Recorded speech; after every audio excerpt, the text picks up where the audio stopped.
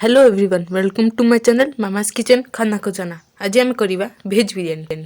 भेज बिरियानी आम बिना प्याज रसुण करवा। प्रथम आम मसला प्रस्तुत करिया। मसला पे मुझे 4टा टमाटर, गोटे अदा एवं किछि बिरियानी मसला।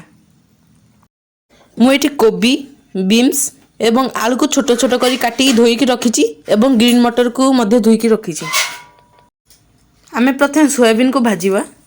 भाजी सारा पर सोयाबीन को गोटे पात्र रखिया। एबे आमे पनीर को भी भाजिकी गोटे पात्र रखिबा। मु एठी अल्प समय रे भाजिया पई सब परिया को एका संगे भाजुची। आपण जदि चाहिए ताको अलग अलग करी भाजी परिवे। एबे आमे कढ़ई रे तेल पका। तेल गरम होबा परे आमे सेते फुटण पका।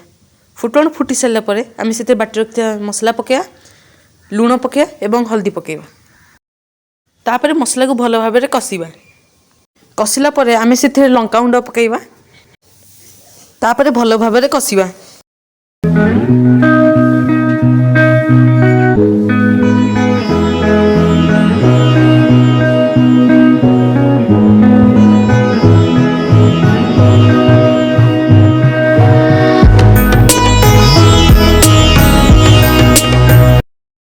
मसला कसी गेलानी। एबे आमे ताजे परिया पके भलो भाबरे कसिबा।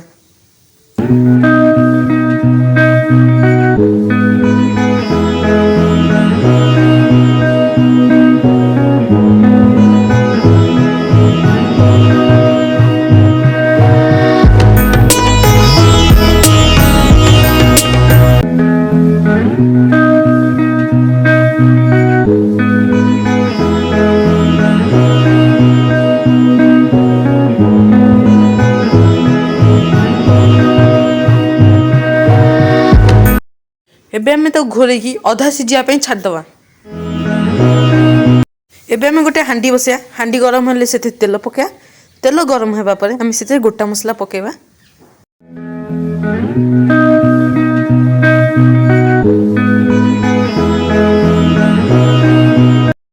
मु एठी 2 गिलास अरुआ चाउल नेची। ताको एबे आमे हांडी रे पकेबा।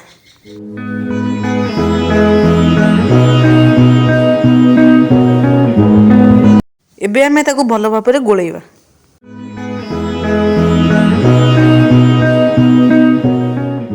एबे आमे सेतरे पानी पुरेबा।